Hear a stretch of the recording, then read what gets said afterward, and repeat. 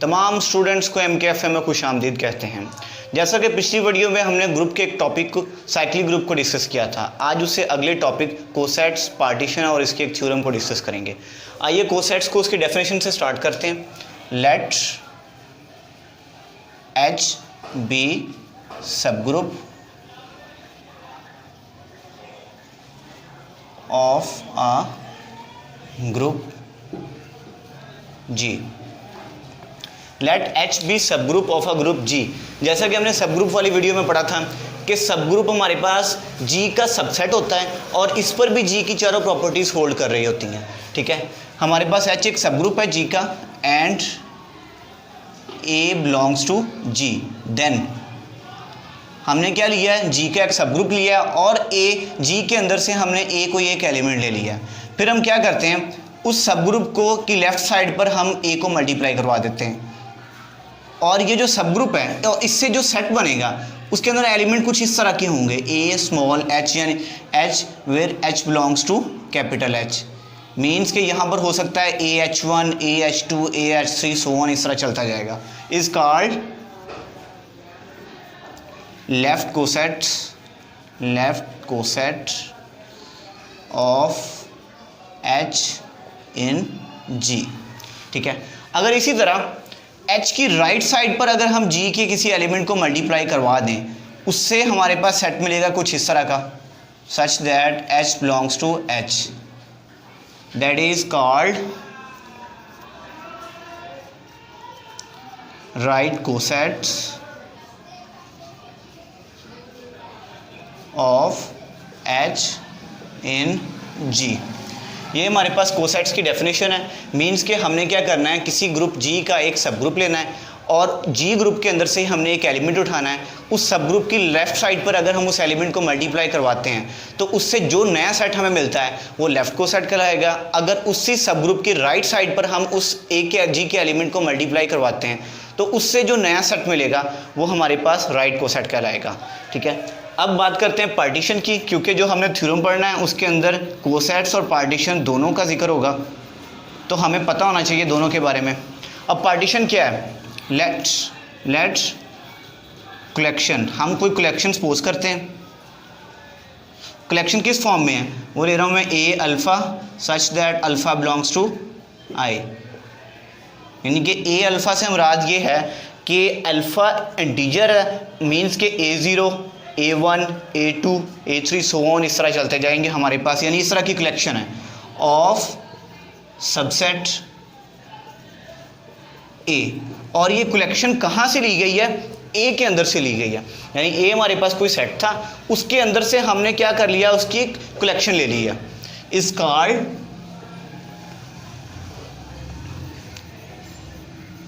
Partition of A if. अब ये collection A की पार्टीशन तब कहलाएगी अगर ये दो कंडीशंस होल्ड कर जाएं कि जितनी भी कलेक्शन पड़ी हुई है उस तमाम कलेक्शन का अगर हम यूनियन लें, जो हमारे पास कलेक्शन है हम क्या करें, उस पूरी कलेक्शन का क्या लें, यूनियन लें, और फिर से क्या हो, वही वाला सेट बन जाए, A हमारे पास क्या बन जाए, सेट बन जाए। पहली कंडीशन ये। फॉर एग्जांपल इसकी एक एग्जांपल लेते हैं। अगर हमने सेट लिया है जी 1 2 3, एक सेट है, इसके अंदर से कलेक्शन ले रहे हैं एक 1 और एक 2 और एक 3। अगर हम इन तीनों का यूनियन लेते हैं तो 1 2 3 ही बन जाएगा फिर से। इसी तरह की कुछ प्रॉपर्टी यहाँ पे होल्ड करनी चाहिए। सेकंड इसकी प्रॉपर्टी है, अगर हम यहाँ से कोई भी दो सेट उठाते हैं इस तरह के कलेक्शन के अंदर से, AI इंटरसेक्शन AJ, यानी इनका इंटरसेक्शन करवाएं और हमारे पास जो आंसर में मिले वो कौन सा मिले, एम्प्टी सेट मिले, और यहाँ पर I और J क्या हो, एक दूसरे से डिफरेंट हो, मीन्स एक दूसरे के इक्वल ना हो, तो फिर क्या कहेंगे, ये वाली कंडीशन और ये वाली कंडीशन अगर ये दोनों कंडीशन होल्ड कर जाती हैं तो हम कहेंगे कि ये कलेक्शन जो है सेट A की क्या कहलाएगी, पार्टीशन कहलाएगी। अब कोसेट्स और पार्टीशन के कंसेप्ट को यूज़ करते हुए हम एक थ्योरम को सॉल्व करते हैं।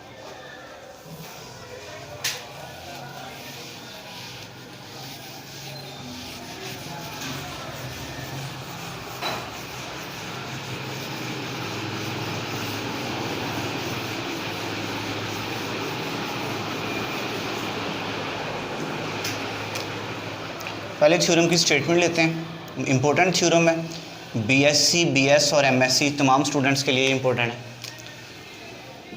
Late H be subgroup of a group G, then all left cosets of H in G define a partition of G। Okay, अब स्टेटमेंट में वो क्या कह रहा है कि हमारे पास कोई एक सब ग्रुप है जी का और उसके हमने क्या करना है, लेफ़्ट कोसेट्स बनाने हैं। वो स्टेटमेंट में राइट कोसेट्स भी कह सकता है। अब प्रूफ में फ़र्क ये होगा कि जो अगर लेफ़्ट कोसेट में हम ये फॉर्म ले रहे हैं तो राइट में हम बस ये लेंगे, सिर्फ इतना ही फ़र्क होगा इसमें। Then all left cosets of H in G define a partition of G, यानी कि हमने उस जी के अंदर से तमाम कोसेट्स उठा लेने हैं, एच के जी के अंदर से तमाम कोसेट्स उठा लेने और फिर क्या करेंगे, वो एक पार्टीशन बना रहे होने चाहिए, हमने उसकी पार्टीशन बनानी है। ठीक है, अब उसके लिए क्या करते हैं, प्रूफ में सबसे पहले मैं क्या कह रहा हूँ जी, late H be subgroup of group जी। हमने क्या ले लिया, स्टेटमेंट में शुरू में भी बताया गया था कि जी का सब ग्रुप है, सबसे पहले हमने वो चीज़ यहाँ पे ले लिया। ठीक है, अब उसके बाद कोसेट्स की बात की गई है कि तमाम कोसेट्स जो है वो हमारे पास पार्टीशन बना रहे हों जी की। अब हमने क्या करना है, कोसेट्स कंसीडर करने हैं। कंसीडर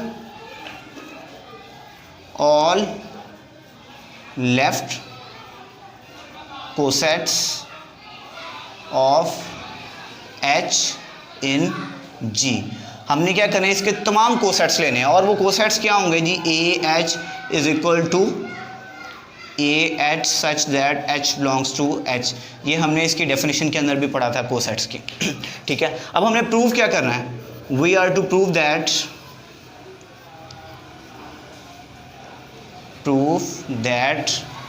हमने प्रूव करना है जी कि जो तमाम कोसेट्स हैं एच के वो हमारे पास क्या कर रहे हैं, जी की पार्टीशन बना रहे हैं। अब उसके लिए हमें क्या चीज़ प्रूव करना होगी कि इन तमाम कोसेट्स का अगर हम यूनियन लें तो हमारे पास ग्रुप जी बनना चाहिए, क्योंकि हम तमाम कोसेट्स ले रहे हैं उसके, जी के क्या कर रहे हैं, तमाम कोसेट्स ले रहे हैं। जाहिर सी बात है उनको मिला देंगे तो हमारे पास क्या बन जाएगा, जी खुद ही बन जाएगा बाद में। ठीक है, और दूसरी इसके लिए एक कंडीशन हमने ये प्रूव करनी है, दूसरी कंडीशन क्या प्रूव करनी है जी, ए एच इंटरसेक्शन। अब देखें जैसे हमने एक लेफ़्ट कोसेट ये लिया है ए की रिस्पेक्ट में, इसी तरह एक और ले लेते हैं हम जी का एलिमेंट बी, उसकी रिस्पेक्ट में एक लेफ़्ट कोसेट लेते हैं। इन दोनों का इंटरसेक्शन हमारे पास क्या होना चाहिए जी, एम्प्टी होना चाहिए। अब ये दो कंडीशंस हमने प्रूव करनी है। अगर ये प्रूव हो जाती हैं तो हमारे पास हम तो क्या चीज़ प्रूव हो जाएगी कि लेफ़्ट कोसेट्स जो हैं वो जी की पार्टीशन बनाते हैं। ठीक है, अब पहले ये प्रूव करते हैं। अब देखें हमारे पास एक प्रॉपर्टी है कि अगर ए सबसेट हो जाए बी का और बी सबसेट हो जाए ए का तो ए और बी एक दूसरे के क्या होते हैं, इक्वल होते हैं। तो इन दोनों को एक दूसरे के इक्वल प्रूव करने के लिए हमें ये दो कंडीशंस होल्ड करवाना होंगी। ठीक है, उसके लिए हम क्या करते हैं जी, जी के अंदर से हम एक एलिमेंट उठाते हैं, लेट ए बिलोंग्स टू जी, और हमने प्रूव करना है जो एलिमेंट जी के अंदर है वही एलिमेंट यूनियन ए एच के अंदर भी मौजूद है। अगर ऐसा हो गया तो जी ए एच का सबसेट हो जाएगा। अब क्या करते हैं जी, ए इज इक्वल टू, ए तो है जी का एलिमेंट, क्या मैं यहाँ पे ऐसे लिख सकता हूँ आइडेंटिटी ए, क्योंकि आइडेंटिटी को ए के साथ मल्टीप्लाई करेंगे आंसर ए ही मिलेगा, इसलिए यहाँ पे लिखने कोई इशू नहीं है। That is belongs to H A. अब देखें यहाँ पर ए तो ए को बिलोंग कर रहा है, यानी कि उसको बिलोंग करता है अगर ये सेट की फॉर्म में हो। आइडेंटिटी किसको बिलोंग कर रही है, ये यहाँ पर एच को बिलोंग कर रही है। बेहतर ये है कि इसको ना कुछ इस तरह से लिखें कि यहाँ पे हमने लेफ़्ट को सेट्स लिए हैं तो ए लिखें लेफ़्ट साइड पे और आइडेंटिटी लिखें राइट साइड पर, और इसी तरह यहाँ पे ए लेफ़्ट साइड पर और जो सब ग्रुप है वो राइट साइड पर। ठीक है, अब देखें ए इसके इक्वल है और ये ए एच को बिलोंग कर रहा है। इट मीन्स अगर ये इसको बिलोंग कर रहा है ए एच को, तो ए इसके इक्वल है, ए भी ए एच को बिलोंग करेगा। तो यहाँ पे हम लिखेंगे जी ए बिलोंग्स टू ए एच। अब पहले हमारे पास क्या था, ए बिलोंग्स टू जी, उसके बाद हमें क्या मिल गया जी, ए बिलोंग्स टू ए एच। पहले हमने कहा है कि ए जी का एलिमेंट है, फिर प्रूव कर दिया है कि ए एच का भी एलिमेंट है। इसी तरह हम जी के तमाम एलिमेंट्स को ऐसे प्रूव कर सकते हैं, यानी कि जी के तमाम एलिमेंट्स जो हैं वो ए एच के अंदर मौजूद है, यानी कि जी सबसेट है ए एच का। इसी तरह अब ये तो अंडरस्टूड बात है कि जो सब ग्रुप है ये जी के अंदर से लिया गया होता है। इट मीन्स कि जो यूनियन ए एच है ये तो लाजमी तौर पर जी का सबसेट होगा। ये तो अंडरस्टूड सी बात है ना, क्योंकि सब ग्रुप जो है ये भी हमने जी के अंदर से लिया है, ये ए एलिमेंट भी हमने जी के अंदर से लिया है। अगर ए एलिमेंट को एच से मल्टीप्लाई करेंगे, जो हमारे पास आंसर आएगा वो भी जी के अंदर मौजूद होगा, और अगर हम उनका यूनियन लेंगे उसका जो भी हमें आंसर मिलेगा वो भी जी के अंदर मौजूद होगा लाजमी तौर पर। ठीक है, अब इसको 2 का नाम दे दें, बाय 1 and 2। 1 and 2 के अकॉर्डिंगली क्या पता चल रहा है, जी इसका सबसेट है और जी इसके यूनियन का भी सबसेट होगा, और जो इसका यूनियन है वो जी का सबसेट है। इट मीन्स कि इसका यूनियन लेफ्ट को सेट्स का इक्वल होगा जी के, क्योंकि ये इसका सबसेट है और ये इसका सबसेट है। इट मीन्स दोनों के एलिमेंट्स क्या है, हमारे पास सेम है। अब हमने क्या करना है, अब हमने ये चीज़ प्रूव करनी है। ये चीज़ तो प्रूव हो चुकी है हमारे पास। इसके लिए हमने क्या करना है, हमारे पास यहाँ पर जो कोसेट्स होते हैं ना एक दूसरे से हमेशा डिस्टिंक्ट होते हैं, यानी डिफरेंट होते हैं एक दूसरे से। तो मैं उसके लिए यहाँ पे सपोज करता हूँ, suppose that A H and b H are distinct left cosets of H in G. हमने इसको प्रूव करने के लिए क्या किया है जी कि लेफ्ट कोसेट्स हमने सपोज किए हैं और एस से सपोज किए हैं, जो कि क्या है एक दूसरे से डिफरेंट है। We are to prove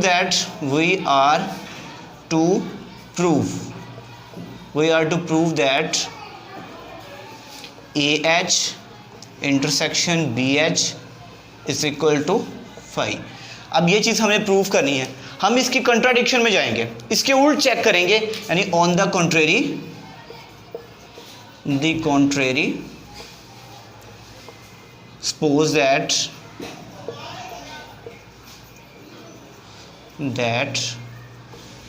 A H intersection B H does not equal to 5, यानी इसकी कंट्राडिक्शन में हमने चले गए, इसके उल्ट हमने सपोज कर लिया है। हमने क्या दिया कि ये इसकी 5 के इक्वल नहीं है। अब हमने क्या करना है, अब हमने इस चीज़ को गलत प्रूव करना है। अगर ये चीज़ गलत प्रूव होगी कि A H intersection B H empty set नहीं है, ये गलत प्रूव कर दी, तो इट मीन अगर ये गलत है तो लाजमी तौर पे ये सही होगी। इसलिए अब हमने इसको सॉल्व करना है और एंड पे प्रूव करना है कि ये जो हमारी सपोजिशन है ये क्या है, रॉन्ग है, और ये वाली फिर क्या होगी, ठीक होगी। अब इसको सपोज करने के लिए क्या करते हैं, हम एक एलिमेंट लेंगे A H intersection B H के अंदर से।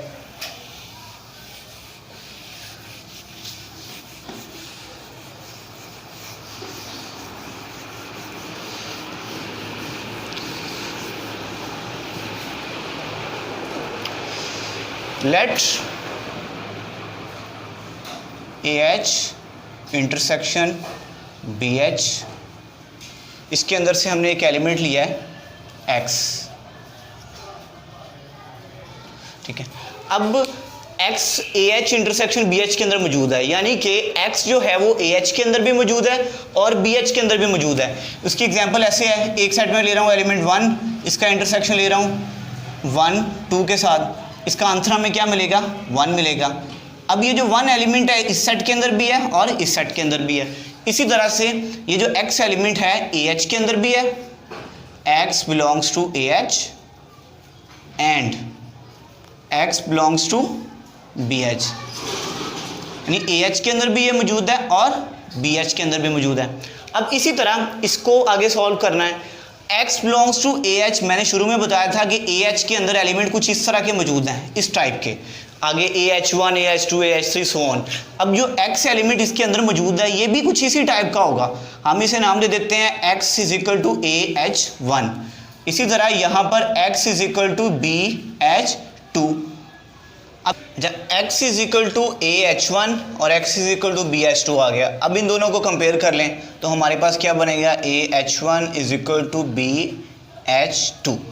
अब यहाँ से हम A की वैल्यू भी निकालेंगे और B की वैल्यू भी निकालेंगे, तो क्या करेंगे इसके लिए, A is equal to BH2, H1 इस साइड पे आके क्या हो जाएगा, H1 इनवर्स।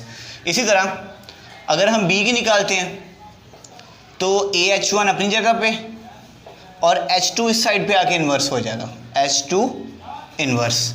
अब देखिए जो हमारे पास सब ग्रुप है, सब ग्रुप हमारे पास क्लोज्ड होता है, उसके किसी भी दो एलिमेंट्स को अगर हम मल्टीप्लाई करें उसका जो भी हमें आंसर मिलेगा वो सेट के अंदर मौजूद होगा, यानी उस सब ग्रुप के अंदर मौजूद होगा। तो H2 और H1 इन्वर्स जो है इनको मल्टीप्लाई करने से कोई ना कोई आंसर बनेगा, उसे मैंने नाम दे दिया है H3 का, यानी that is equal to H2 H1 inverse. और ये किसको बिलोंग कर रहे हैं, H को बिलोंग कर रहे हैं। ये मैं यहाँ पे पुट कर रहा हूँ, A is equal to BH3। इसी तरह H1 H2 इनवर्स इनको मल्टीप्लाई करेंगे कोई ना कोई आंसर मिलेगा, तो मैं इसको H4 का नाम दे रहा हूँ, that is equal to H1 H2 inverse.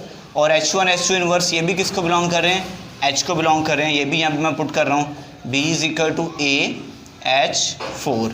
अब इन रिजल्ट्स की हमें आगे ज़रूरत पड़ेगी इस चीज़ को प्रूव करने के लिए कि AH intersection BH is equal to 5 है, और इसको गलत प्रूव करने के लिए।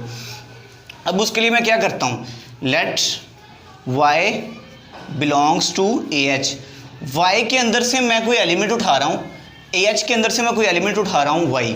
अब ये Y कैसा एलिमेंट है, ये AH टाइप का है, मीन्स कि इस तरह का है कुछ AH टाइप का। अब यहाँ पर AH4 तक हमने ब्रेक किया था, तो ये क्या होगा, H5।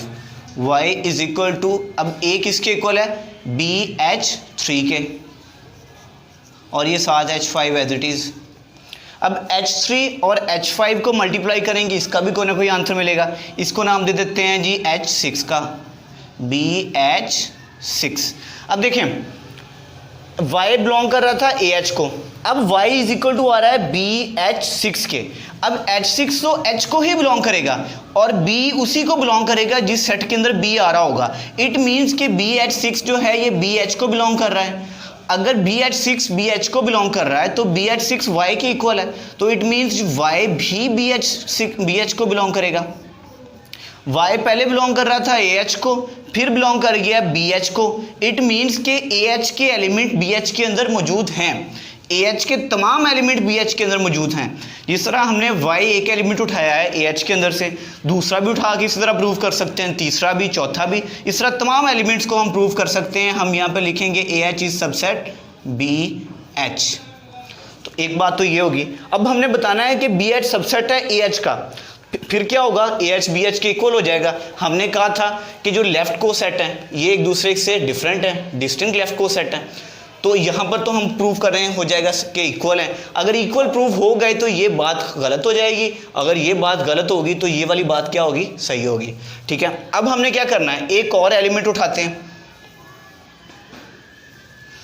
अब किसके अंदर से उठाएंगे, इसी के अंदर BH के अंदर से उठा लेते हैं। अब हमने H के अंदर से उठाया, इसी तरह BH के अंदर से एक एलिमेंट उठा लेते हैं। हम suppose that is Z is belongs to BH।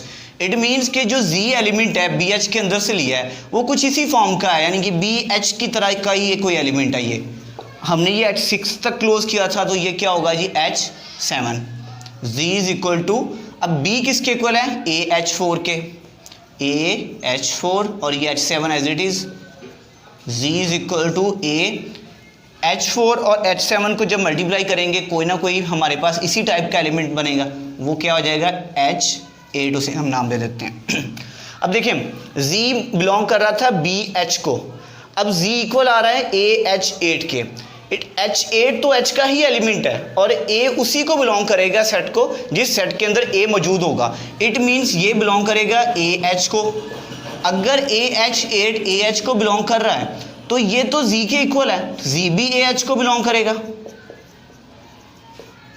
अब देखें पहले Z बिलोंग कर रहा था BH को, अब कर रहा है AH को, इट मीन्स कि BH के एलिमेंट जो हैं वो AH के अंदर मौजूद हैं, यानी कि BH जो है वो सबसेट है AH का। इसको नाम दे देता हूँ मैं जी 1 का और इसको दे देता हूँ 2 का, bye 1 and 2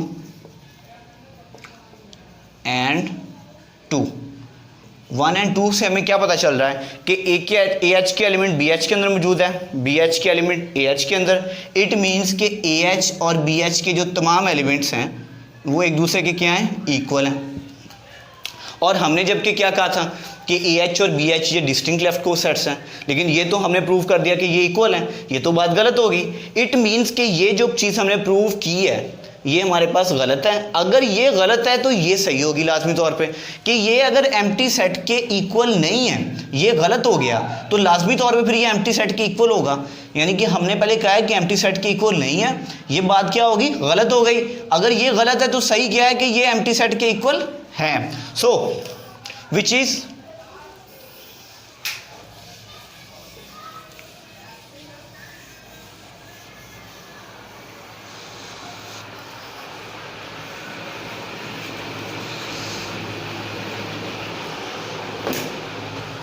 so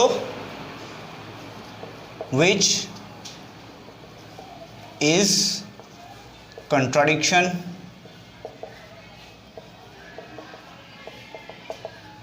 of our supposition, यानी कि हमारे सपोजिशन जो थी ये बात उसके उल्टा आ गई। हमारी सपोजिशन क्या थी कि लेफ्ट को सेट डिफरेंट है, लेकिन ये तो लेफ्ट को सेट्स क्या आ रहे हैं, सेम आ रहे हैं, और ये हमारी कंट्राडिक्शन के सब उल्टा आ गई ये बात सपोजिशन के। तो हमारे पास सही वाली बात क्या होगी कि AH intersection BH is equal to है एम्प्टी सेट के, क्योंकि हमने सपोज किया था कि एम्प्टी सेट के इक्वल नहीं है, और जब हमने ये चीज़ सपोज किया था तो ये चीज़ प्रूव हो गई जो कि गलत है। अगर ये गलत चीज़ है तो इट मीन वो एम्प्टी सेट के इक्वल नहीं है। अगर ये एम्प्टी सेट के इक्वल नहीं है तो फिर ये वाला यानी कि वो उस हिसाब से गलत हो रहा है, तो सही बात हमारे पास क्या होगी, फिर ये वाली होगी कि ये एम्प्टी सेट के इक्वल होगा। और यही हमने प्रूव करना था। पहली प्रॉपर्टी हमारे पास क्या थी कि union AH is equal to G, और दूसरी प्रॉपर्टी ये थी कि AH intersection BH is equal to empty set, और यही चीज़ हमने प्रूव करना था। अगर ये प्रूव होती है तो लेफ्ट को सेट हमारे पास क्या आते हैं, पार्टीशन बनाते हैं। ठीक है, इसी तरह हम ग्रुप की तमाम वीडियोस अपलोड करते रहेंगे। अगर आपको हमारी वीडियो के अंदर कोई खामी नज़र आती है तो आप कमेंट में बता सकते हैं या कॉल करके बता सकते हैं, ताकि हम अपने अंदर इम्प्रूवमेंट लेके आ सकें। खुदा हाफिज़।